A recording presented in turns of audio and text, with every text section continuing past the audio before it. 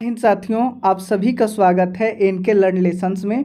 आज हम लोग घटना चक्र पॉलिटी की पहली चैप्टर भारत का संवैधानिक विकास को पढ़ेंगे। तो आइए बिना किसी देर के इस वीडियो को शुरू करते हैं। ईस्ट इंडिया कंपनी के शासन हेतु पारित ब्रिटिश संसदीय अधिनियम 1773 से 1858 और ब्रिटिश ताज के शासनाधीन पारित अधिनियम 1858 से 1947 तक।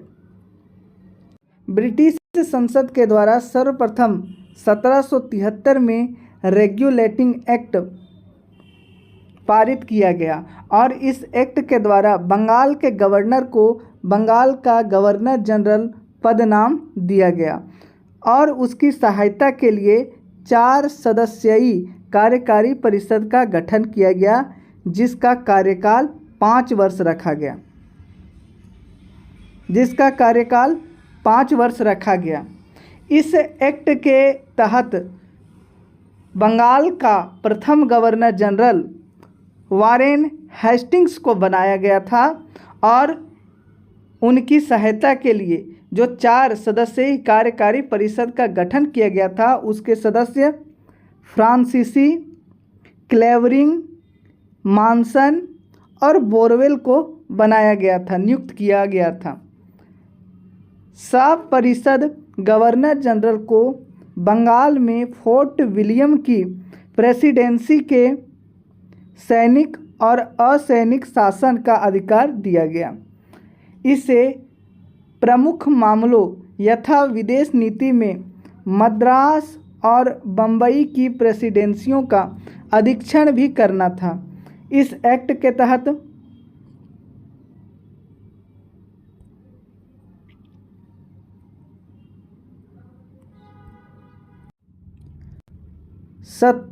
इस एक्ट के तहत 1774 में कलकत्ता में एक उच्चतम न्यायालय की स्थापना की गई, जिसमें एक मुख्य न्यायाधीश और 3 अन्य न्यायाधीश थे, जिसमें मुख्य न्यायाधीश एलिजाह इम्पे को बनाया गया था। कंपनी के कर्मचारियों को निजी व्यापार करने तथा भारतीय से उपहार लेने से प्रतिबंधित किया गया। इस एक्ट के द्वारा जो कंपनी के कर्मचारी थे, उन्हें निजी व्यापार करने या भारतीयों से उपहार या रिश्वत लेना प्रतिबंधित कर दिया गया। दूसरा एक्ट है पिट्स इंडिया एक्ट 1884। इसके द्वारा कंपनी के राजनीतिक और व्यापारिक कार्यों का पृथक्करण किया गया। इस एक्ट में निर्देशक मंडल को कंपनी के व्यापारिक मामले, निर्देशक मंडल को कंपनी के व्यापारिक मामले के अधीक्षण की अनुमति तो दे दी गई, परंतु राजनीतिक मामलों के प्रबंधन के लिए नियंत्रण बोर्ड ऑफ कंट्रोल का गठन किया गया। पिट्स इंडिया एक्ट के तहत कंपनी के जो राजनीतिक कार्य थे और व्यापारिक कार्य थे, उनको अलग कर दिया गया। राजनीतिक कार्यों के प्रबंधन के लिए नियंत्रण बोर्ड का गठन किया गया, वहीं व्यापारिक कार्यों के अधीक्षण के लिए, नियंत्रण के लिए निर्देशक मंडल को जिम्मेदारी सौंपी गई। इसके बाद है 1786 के अधिनियम द्वारा गवर्नर जनरल को विशेष परिस्थितियों में अपनी परिषद के निर्णय को निरस्त करने अथवा लागू करने का अधिकार प्रदान किया गया और गवर्नर जनरल को प्रधान सेनापति की उपाधि भी प्रदान की गई 1786 के अधिनियम के तहत। ये दोनों अधिनियम सर्वप्रथम लॉर्ड कॉर्नवालिस ने प्राप्त किए। अब है 1793 के चार्टर एक्ट। इसके अंतर्गत कंपनी के अधिकारों को 20 वर्षों के लिए बढ़ा दिया गया। 1813 के चार्टर एक्ट द्वारा पहली बार भारतीयों की शिक्षा के लिए प्रति वर्ष 1 लाख रुपए खर्च करने का उपबंध किया गया। कंपनी के भारतीय व्यापार के एकाधिकार को समाप्त कर दिया गया। यद्यपि चीन के साथ तथा चाय के व्यापार पर एकाधिकार बना रहा। 1813 के चार्टर एक्ट के द्वारा भारतीयों की शिक्षा पर 1 लाख रुपए प्रति वर्ष खर्च करने का उपबंध किया गया और कंपनी के व्यापारिक एकाधिकार को समाप्त कर दिया गया। लेकिन चीन के साथ तथा चाय के व्यापार पर एकाधिकार बना रहा।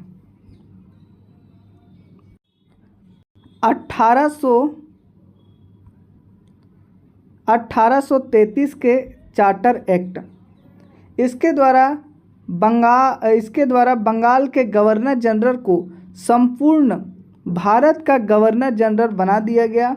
इस चार्टर एक्ट की धारा 87 के अनुसार कोई भी भारतीय केवल धर्म, जन्म स्थान, वंश और वर्ण के आधार पर नौकरी सेवा के लिए अयोग्य नहीं समझा जा सकता। देश की शासन प्रणाली का केंद्रीयकरण कर दिया गया। लॉर्ड विलियम बेंटिक भारत का प्रथम गवर्नर जनरल था। कंपनी के समस्त व्यापारिक कार्य समाप्त कर दिए गए तथा भविष्य में उसे केवल राजनीतिक कार्य ही करने थे। इस तरह से 1833 के चार्टर एक्ट के द्वारा पहला तो ये हुआ कि बंगाल का जो गवर्नर जनरल था उसे संपूर्ण भारत का गवर्नर जनरल बनाया गया। इस तरह से देश की शासन प्रणाली का एकीकरण कर दिया गया और इसके तहत जो प्रथम गवर्नर जनरल थे, भारत के प्रथम गवर्नर जनरल थे, वो लॉर्ड विलियम बेंटिक थे। इन्हें इस चार्टर एक्ट के तहत पहला गवर्नर जनरल बनाया गया था। साथ में जो कंपनी के व्यापारिक कार्य थे उन्हें समाप्त कर दिया गया और भविष्य में केवल राजनीतिक कार्य करते रहने की बात कही गई। गवर्नर जनरल की परिषद में एक कानूनी सदस्य, चौथा सदस्य को सम्मिलित किया गया। सर्वप्रथम मैकाले को कानूनी सदस्य के रूप में शामिल किया गया। इस एक्ट के तहत सपरिषद गवर्नर जनरल को पूरे भारत के लिए कानून बनाने का अधिकार प्रदान किया गया था। इस एक्ट में नियुक्तियों के लिए योग्यताएं संबंधित मानदंड अपनाकर भेदभाव को समाप्त किया गया था। 1853 के चार्टर एक्ट द्वारा विधायी शक्तियों को कार्यपालिका शक्तियों से अलग कर दिया गया। विधि निर्माण हेतु भारतीय केंद्रीय विधान परिषद की स्थापना की गई। सिविल सेवकों की भर्ती एवं चयन हेतु खुली प्रतियोगिता का शुभ आरंभ किया गया 1853 के चार्टर एक्ट द्वारा। अब देखते हैं इस चैप्टर से संबंधित महत्वपूर्ण MCQ प्रश्नोत्तर को। प्रश्न संख्या 1, निम्नलिखित में से किस अधिनियम में कलकत्ता में सर्वोच्च न्यायालय की स्थापना का प्रावधान किया गया था? Answer option A, regulating act 1773 के द्वारा और 1784 में सर्वोच्च न्यायालय की स्थापना की गई थी, जिनमें एक मुख्य न्यायाधीश एलिजाह इम्पे को बनाया गया था और 3 अन्य न्यायाधीश थे। प्रश्न संख्या 2, सर्वोच्च न्यायालय की स्थापना के संबंध में निम्नलिखित में से कौन से कथन सही है? पहला कथन, कलकत्ता में सर्वोच्च न्यायालय की स्थापना 1773 के रेगुलेटिंग एक्ट के द्वारा की गई थी। यह एकदम सही है। रेगुलेटिंग एक्ट के द्वारा 1784 में इसकी स्थापना की गई थी। दूसरा है, लेमेस्टर इस न्यायालय के प्रथम मुख्य न्यायाधीश थे। ये गलत है। इस जो इसका जो प्रथम मुख्य न्यायाधीश थे वह एलिजा इम्पे थे, और लेमेस्टर, चैम्बर्स और हाइड ये 3 अन्य न्यायाधीश थे। इस प्रकार से इसका आंसर केवल एक हो जाएगा, ऑप्शन ए। प्रश्न संख्या 3, सूची 1 को सूची 2 से सम्मिलित कीजिए तथा सूचियों के नीचे दिए गए कूट से सही उत्तर का चयन कीजिए। नियंत्रण परिषद की स्थापना। नियंत्रण परिषद की स्थापना पिट्स इंडिया एक्ट 1784 में किया गया था। सर्वोच्च न्यायालय की स्थापना 1773 के रेगुलेटिंग एक्ट के तहत किया गया था। इंग्लिश मिशनरियों को भारत में कार्य करने की अनुमति 1813 का चार्टर अधिनियम के तहत, और गवर्नर जनरल की परिषद में कानूनी सदस्यों की नियुक्ति चार्टर अधिनियम 1833 के तहत। नियामक अधिनियम रेगुलेटिंग एक्ट 1773 सर्वोच्च न्यायालय सुप्रीम कोर्ट की स्थापना। पिट्स का भारतीय अधिनियम पिट्स इंडिया एक्ट 1784। नियंत्रण परिषद बोर्ड ऑफ कंट्रोल की स्थापना, जो राजनीतिक कार्यों का क्या करेगा, प्रबंधन करेगा।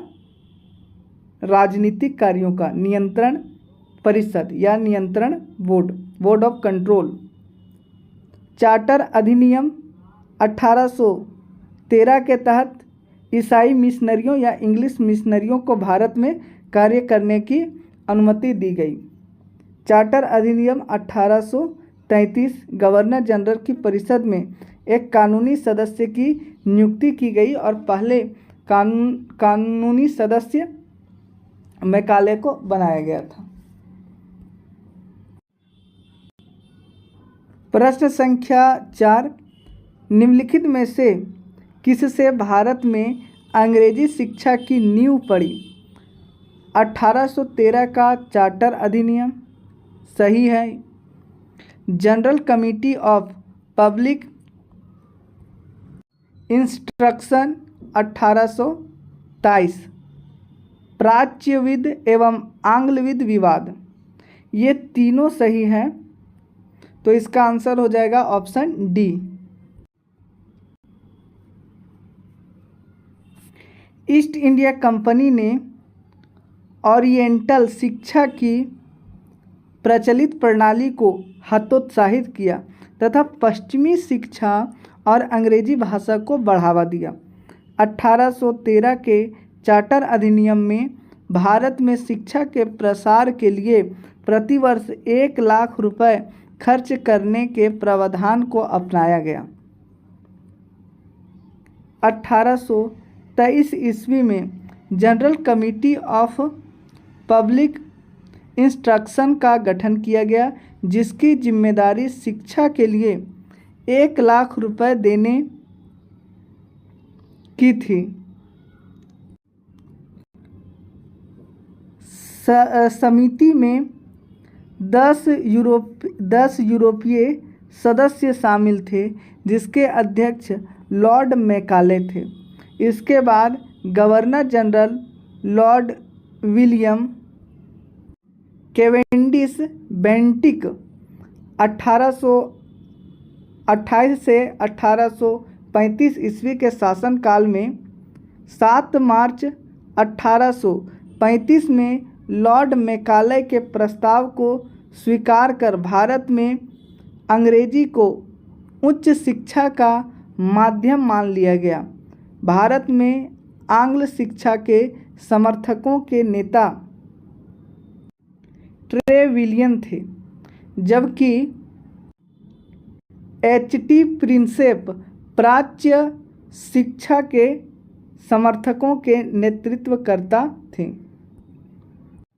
प्रश्न संख्या 5, किस अधिनियम के द्वारा ब्रिटिश संसद ने चाय और चीन के साथ व्यापार को छोड़कर ईस्ट इंडिया कंपनी के भारत के साथ व्यापारिक एकाधिकार को समाप्त कर दिया था? आंसर ऑप्शन ए 1813 का चार्टर अधिनियम।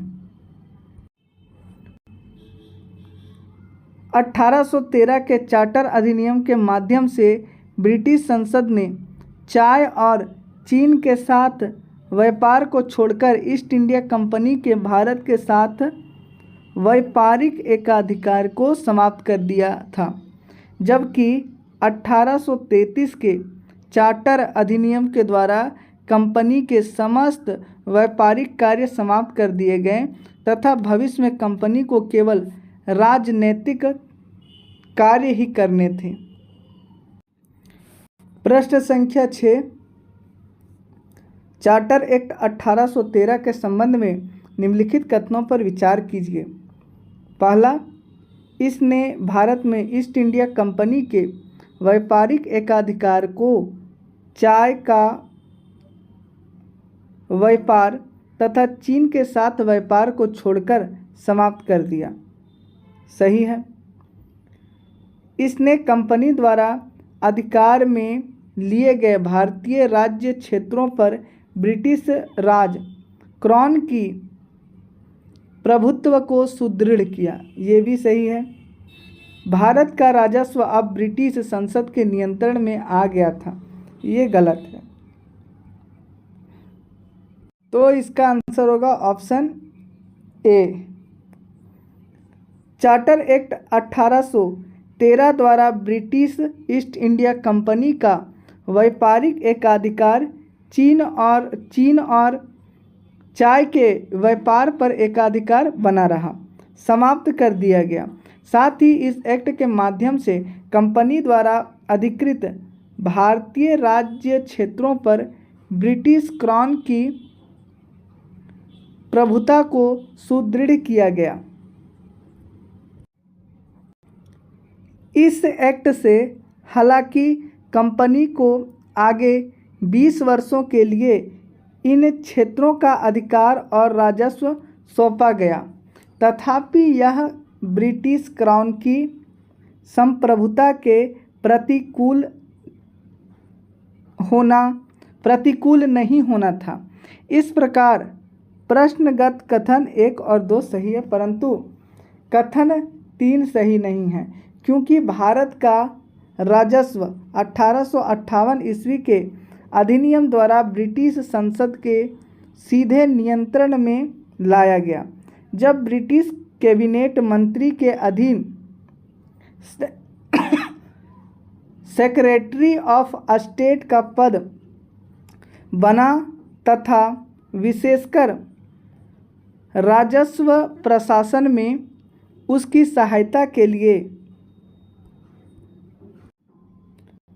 काउंसिल ऑफ इंडिया का गठन किया गया।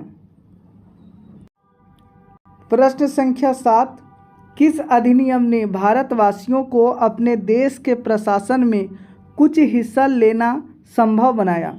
Answer option A charter act 1833। Charter act 1833 की धाराओं में सबसे महत्वपूर्ण धारा संख्या 87, जिसमें यह कहा गया था कि किसी भी भारतीय अथवा क्राउन के देशज प्रजा को धर्म, जन्म स्थान, वंशानुक्रम, वर्ण अथवा इनमें से किसी एक कारणवश कंपनी के अधीन पद अथवा सेवा के अयोग्य नहीं माना जा सकेगा। कालांतर में राजनैतिक आंदोलन में 1833 एक्ट की यह धारा प्रशासन में भागीदारी हेतु मुख्य आधार बनी। ब्रिटिश ताज के शासनाधीन पारित अधिनियम को ब्रिटिश संसद के भारत शासन अधिनियम 1858 के द्वारा भारत का शासन ब्रिटिश ताज के अधीन कर दिया गया। गवर्नर जनरल को अब भारत का वायसराय कहा जाने लगा, जो ब्रिटिश ताज का प्रत्यक्ष प्रतिनिधि बन गया। लॉर्ड कैनिंग भारत का प्रथम वायसराय बना।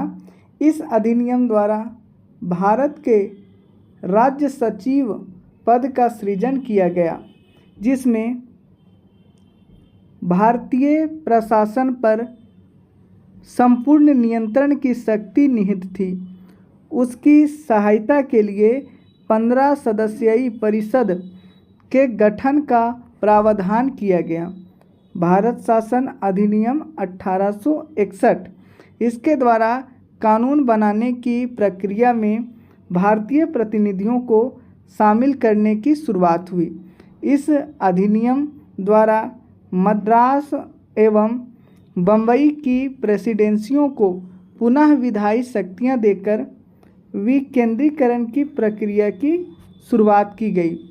इसने वायसराय को आपातकाल में अध्यादेश जारी करने के लिए अधिकृत किया, जो अधिकतम 6 माह की अवधि तक प्रभावी हो सकता था। अब देखते हैं भारत शासन अधिनियम 1892। इसके माध्यम से केंद्रीय एवं प्रांतीय विधान परिषदों में अतिरिक्त या गैर सरकारी सदस्यों की संख्या बढ़ाई गई। केंद्रीय विधान परिषद में भारतीय सदस्यों को वार्षिक बजट पर बहस करने तथा सरकार से 6 दिन की पूर्व नोटिस पर प्रश्न पूछने का अधिकार भी दिया गया, परंतु पूरक प्रश्न पूछने का तथा मतदान का अधिकार नहीं था।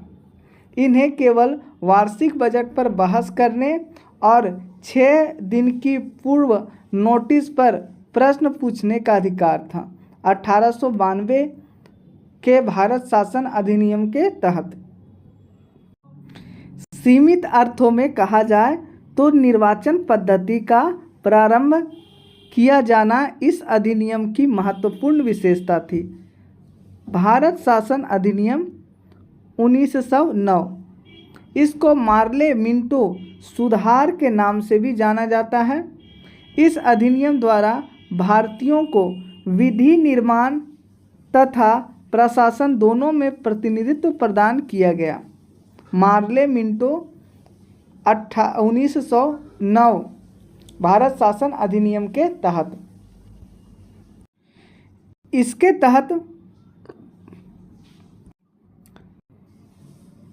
तहत वायसराय की कार्यकारी परिषद में भारतीयों को पहली बार शामिल किया गया और जो पहले सदस्य शामिल हुए थे वह थे सत्येंद्र प्रसाद सिन्हा।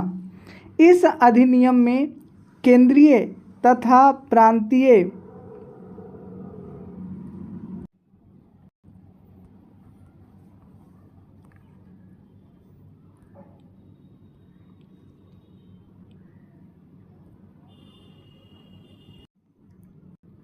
भारत शासन अधिनियम 1919 को मॉन्टेग्यू चेम्सफोर्ड सुधार के नाम से भी जाना जाता है।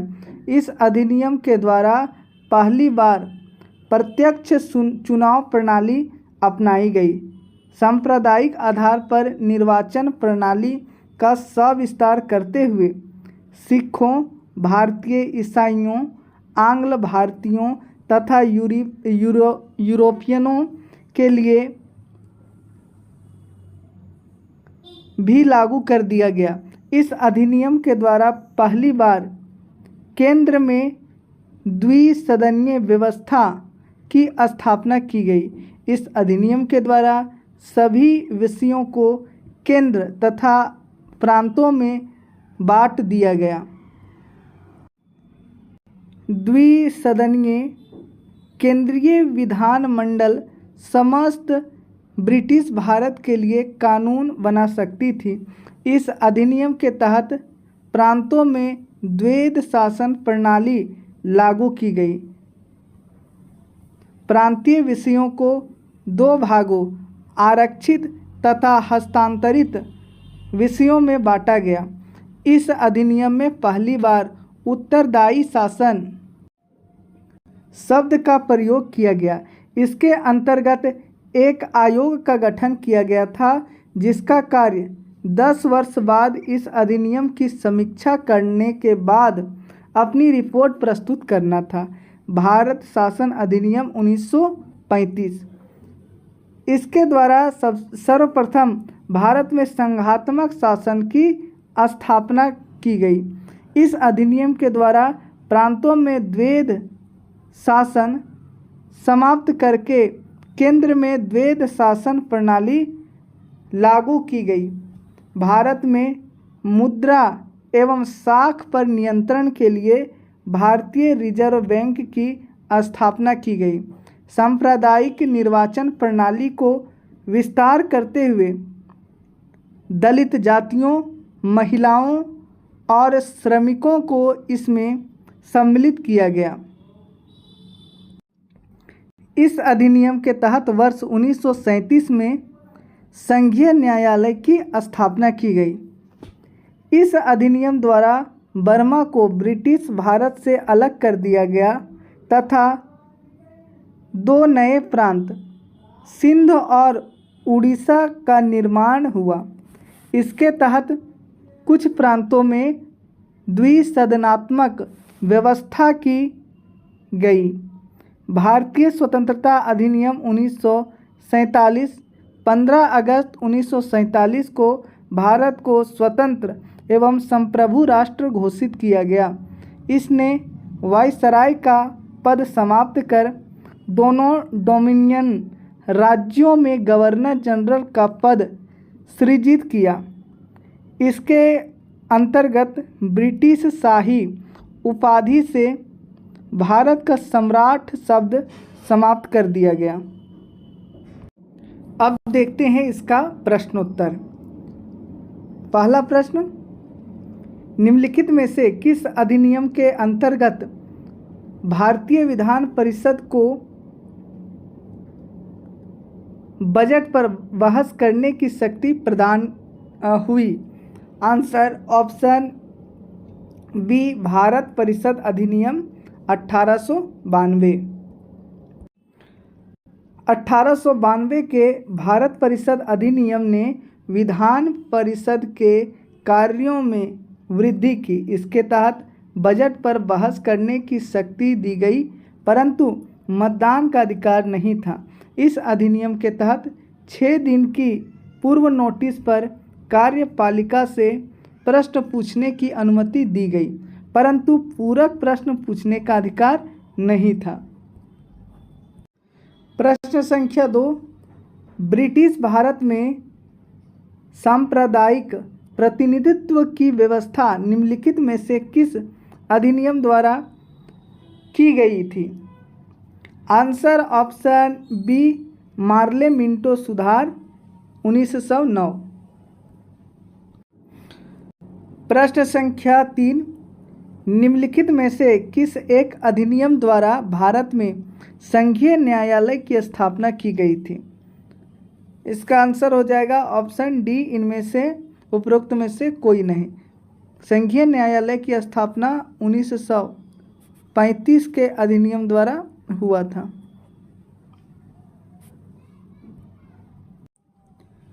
भारत में संघीय न्यायालय की स्थापना 1 अक्टूबर 1937 को भारत सरकार अधिनियम 1935 के अंतर्गत किया गया था।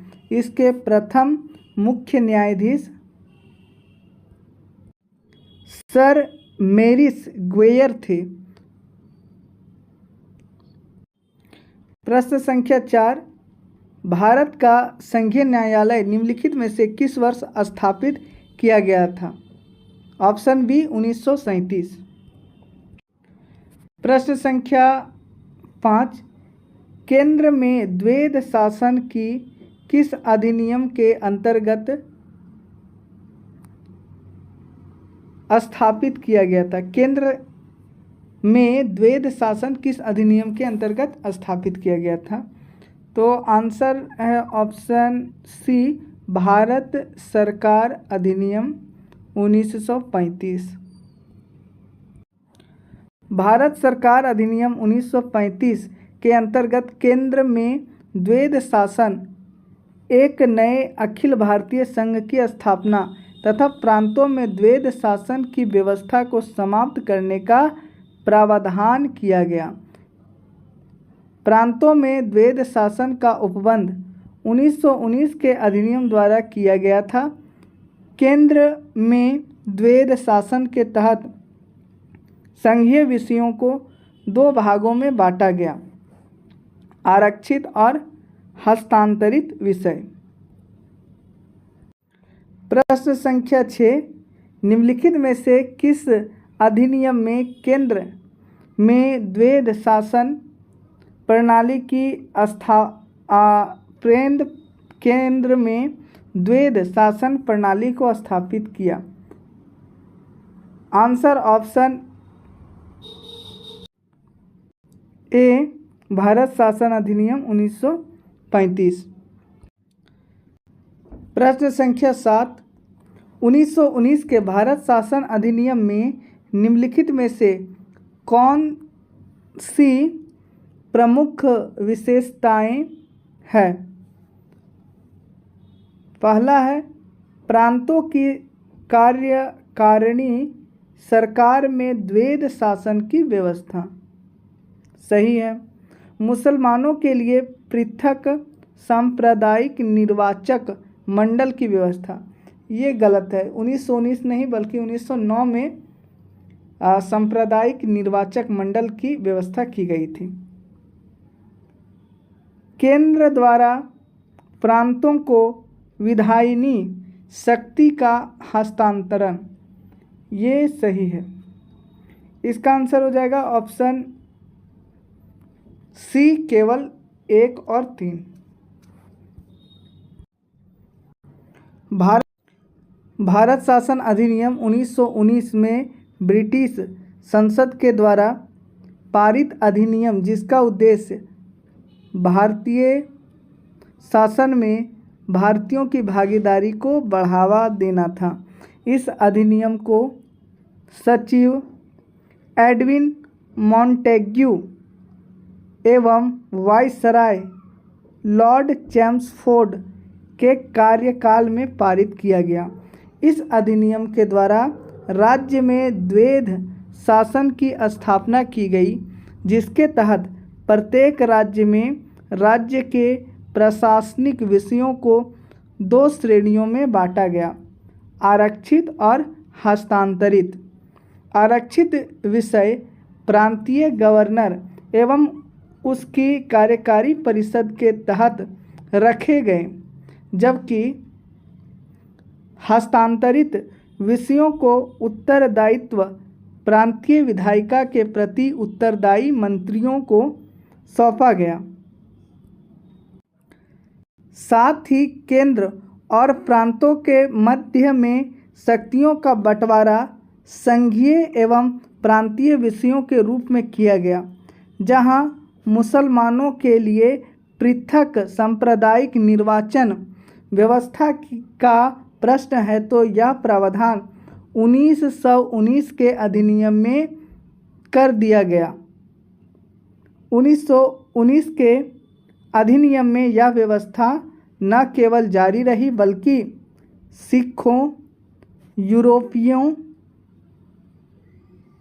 भारतीय ईसाइयों, आंग्ल इंडियनों के लिए भी विस्तारित कर दिया गया। प्रश्न संख्या 8, निम्नलिखित में से किसने ब्रिटिश भारत में प्रांतीय स्वायत्तता शुरू की? आंसर ऑप्शन डी, भारत शासन अधिनियम 1919। प्रश्न संख्या 9, भारतीय विधान पालिका प्रथम बार द्विसदनीय बनाई गई? आंसर ऑप्शन सी, 1919 के भारत शासन अधिनियम द्वारा। 1919 के भारत शासन अधिनियम द्वारा केंद्र में द्विसदनीय विधायिका की स्थापना की गई। ऊपरी सदन, राज्य परिषद, काउंसिल ऑफ स्टेट।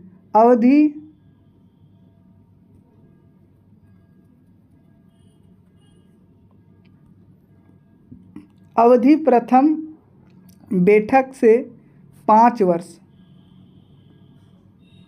कहलाता था।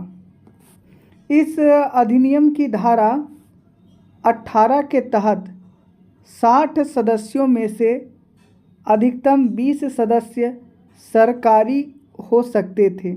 निचले सदन केंद्रीय विधान सभा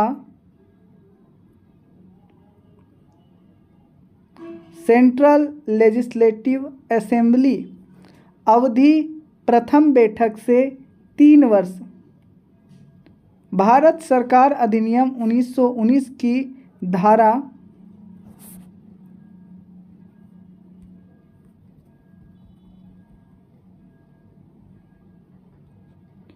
19 के तहत इसमें मूलतः 140 सदस्यों का प्रावधान था, जिसमें से 100 निर्वाचित तथा 40 मनोनीत। इनमें से अधिकतम 26 सरकारी होने थे।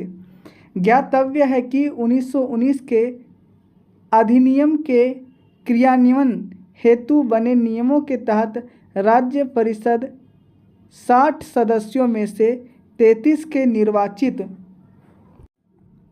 तथा शेष 27 के मनोनीत होने का प्रावधान किया गया, जबकि केंद्रीय विधान सभा के सदस्यों की संख्या बढ़ाकर पहले 243 तथा फिर 45, 243 में से 102 निर्वाचित और 41 मनोनीत, वहीं 145 में से 104 निर्वाचित और 41 मनोनीत कर दिया गया। उल्लेखनीय है कि दोनों सदनों में मनोनीत सदस्यों में से एक बरार से निर्वाचित होने वाले सदस्य भी थे, जिन्हें गवर्नर जनरल मनोनीत करता था। बरार से मनोनीत होने वाले सदस्य के निर्वाचित होने के कारण अनेक उल्लेखों में उसे निर्वाचित सदस्यों की संख्या में शामिल कर दिया गया है। प्रश्न संख्या 10, केंद्र में कौन सा एक्ट द्विसदनीय विधायिका लाया? Answer option C, 1919। प्रश्न संख्या 11, निम्नलिखित कथनों पर विचार कीजिए। 1919 के मॉन्टेग्यू चेम्सफोर्ड सुधारों में 21 वर्ष से अधिक आयु की सभी महिलाओं के लिए मताधिकार की संस्तुति की गई। 1935 के गवर्नमेंट ऑफ इंडिया एक्ट में विधानसभा में महिलाओं के लिए आरक्षित स्थानों का प्रावधान किया गया। ये गलत है और ये सही है, अतः इसका आंसर हो जाएगा केवल 2।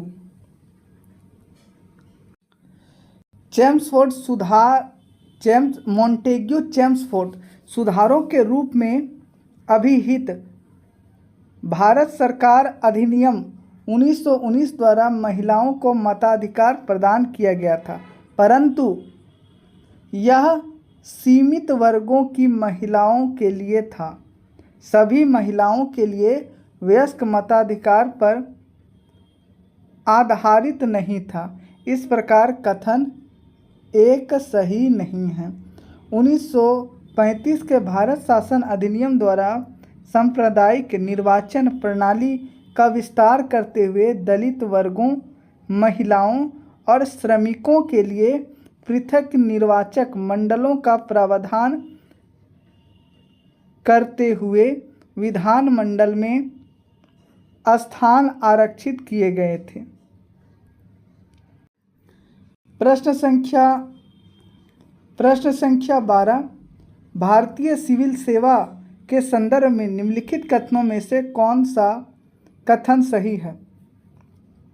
पहला, भारत सरकार अधिनियम 1919 में भारतीय सिविल सेवा के लिए एक अलग परीक्षा का प्रावधान किया गया जो भारत में होनी थी। सही है। दूसरा, भारतीय सिविल सेवा में 1941 में भारतीयों का प्रतिनिधित्व यूरोपियों से अधिक था। ये भी सही है। अतः इसका आंसर हो जाएगा ऑप्शन सी। भारत में आधुनिक मेरिट आधारित सिविल सेवा ICS का प्रारंभ 1854 में लंदन में सिविल सेवा आयोग की स्थापना से हुआ तथा 1855 से इस हेतु प्रतियोगी परीक्षा लंदन में ही आयोजित की जाने लगी। भारतीयों की लगातार मांग के बावजूद यह परीक्षा भारत में न होकर लंदन में होती रही। अंततः भारत सरकार अधिनियम 1919 के प्रावधान के अनुरूप वर्ष 1922 ईस्वी में ICS की परीक्षा भारत में भी होनी प्रारंभ हुई, पहले इलाहाबाद में तथा बाद में दिल्ली में। 1930 के दशक के अंत तक यूरोप वासियों की उपलब्धता भारतीय सिविल सेवा में कम होती गई तथा इस सेवा में 1941 तक स्पष्ट रूप से भारतीयों का प्रतिशत यूरोप वासियों से अधिक हो चुका था। प्रश्न संख्या 13, केंद्रीय विधानसभा का निम्नलिखित में से कौन सा निर्वाचन भारत शासन अधिनियम 1919 के तहत हुआ? 1926 और 1945 के तहत। आंसर हो जाएगा ऑप्शन सी, ए और सी। वर्ष 1926 वर्ष 1945 का केंद्रीय विधानसभा चुनाव भारत शासन अधिनियम 1919 के तहत हुआ था। प्रश्न संख्या 14, भारत शासन अधिनियम 1919 के अंतर्गत भारतीय विधायिका का अंतिम निर्वाचन किस वर्ष में आयोजित किया गया था? Answer option C, 1945। प्रश्न संख्या 15, राष्ट्रपति की अध्यादेश निर्गत करने की शक्ति प्रेरित है? आंसर ऑप्शन बी, भारत सरकार अधिनियम 1935। यद्यपि ब्रिटिश भारत में गवर्नर जनरल 1861 के भारत परिषद अधिनियम से ही विधान परिषद की अनुमति के बिना अध्यादेश जारी करने की शक्ति प्राप्त थी, तथापि भारतीय संविधान में राष्ट्रपति की अध्यादेश निर्गत की शक्ति अनुच्छेद 123 भारत सरकार अधिनियम 1935 की धारा 42 और 43 से प्रेरित है। प्रश्न संख्या 16, निम्नलिखित में से किस अधिनियम द्वारा संवैधानिक निरंकुशता का सिद्धांत प्रवृत्त किया गया? आंसर ऑप्शन सी, 1935 का भारत सरकार अधिनियम। संवैधानिक निरंकुशता का सिद्धांत 1935 के भारत शासन अधिनियम द्वारा प्रवृत्त किया गया। यह अधिनियम ब्रिटिश संसद द्वारा पारित सर्वाधिक विस्तृत अधिनियम था। साथ ही यह भारत के लिए तैयार संवैधानिक प्रस्तावों में से सबसे जटिल दस्तावेज था। इस अधिनियम में भारत संघ की स्थापना, संघीय न्यायपालिका, केंद्र और राज्यों के मध्य शक्तियों का विभाजन आदि की व्यवस्था की गई थी। प्रश्न संख्या 17, भारत के संविधान में केंद्र और राज्य के बीच किया गया शक्तियों का विभाजन इनमें से किसमें उल्लिखित योजना पर आधारित है? आंसर ऑप्शन सी, भारत सरकार अधिनियम 1935। भारत के संविधान में केंद्र और राज्य के मध्य शक्तियों का विभाजन भारत सरकार अधिनियम 1935 में उल्लिखित योजना पर आधारित था। इस अधिनियम की 7वीं अनुसूची में संघीय, राज्य और समवर्ती सूची में विषयों का विभाजन किया गया था।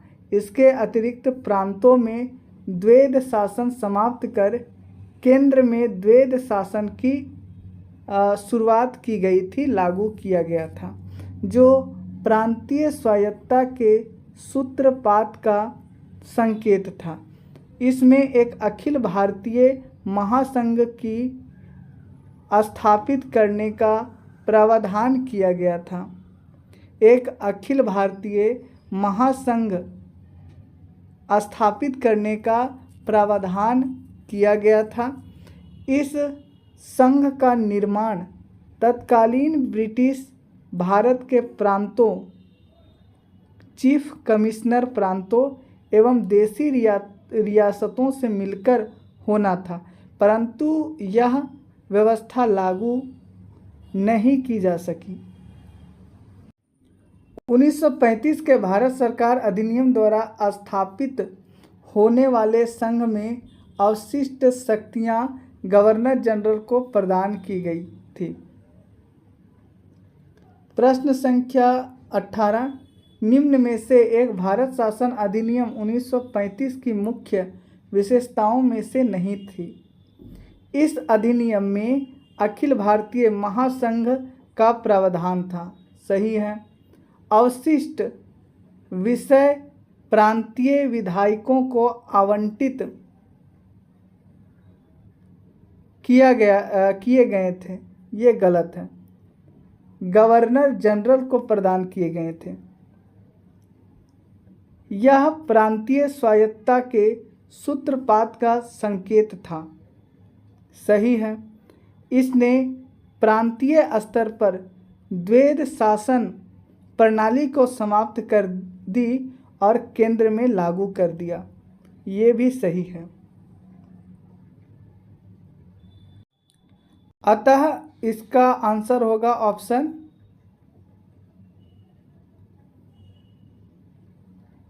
बी।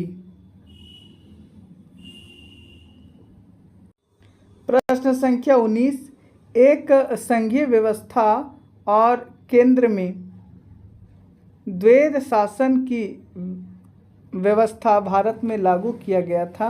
आंसर ऑप्शन सी, भारत शासन अधिनियम द्वारा। प्रश्न संख्या 20, अखिल भारतीय महासंघ स्थापित करने का प्रावधान शामिल किया गया था।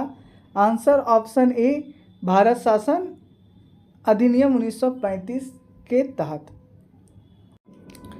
प्रश्न संख्या 21, निम्नलिखित में से किस एक अधिनियम ने भारत में संघीय शासन व्यवस्था दी थी? आंसर ऑप्शन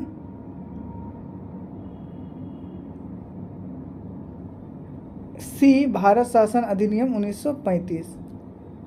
प्रश्न संख्या 22, 1935 के अधिनियम द्वारा स्थापित संघ में विशेष शक्तियां या विशिष्ट शक्तियां किसको दी गई थी? Answer option C, governor general को।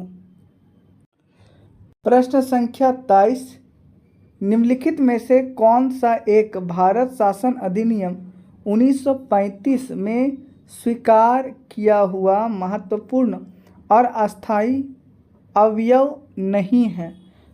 आंसर ऑप्शन ए, देश के लिए लिखित संविधान, जबकि विधानमंडल के लिए निर्वाचित एवं जवाबदेह प्रतिनिधि, एक संघ की योजना पर विचार और विधानमंडल के लिए सरकारी सदस्यों का समवाचित किया जाना था, नॉमिनेटेड, समवाचित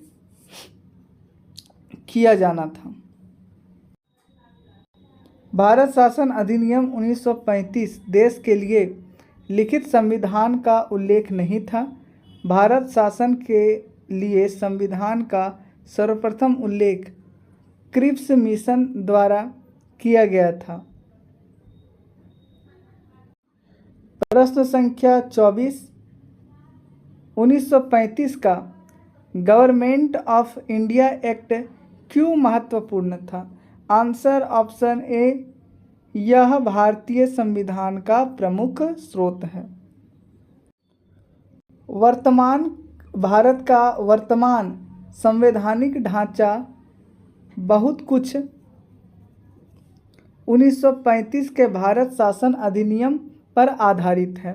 इस अधिनियम के मुख्य उपबंध इस प्रकार है: संघात्मक सरकार की स्थापना, केंद्र में द्वैध शासन की स्थापना, प्रांत में द्वैध शासन के स्थान पर स्वायत्त शासन की स्थापना, द्विसदनीय केंद्रीय विधान मंडल, प्रांतीय शासन व्यवस्था, प्रांतीय विधानमंडल, केंद्र एवं प्रांतों में शक्तियों का विभाजन तथा फेडरल न्यायालय की स्थापना आदि। प्रश्न संख्या 25, निम्नलिखित अधिनियमों में से किस अधिनियम के फलस्वरूप बर्मा भारत से अलग हुआ? Answer option C, government of India act 1935 के तहत 1937 में। धन्यवाद।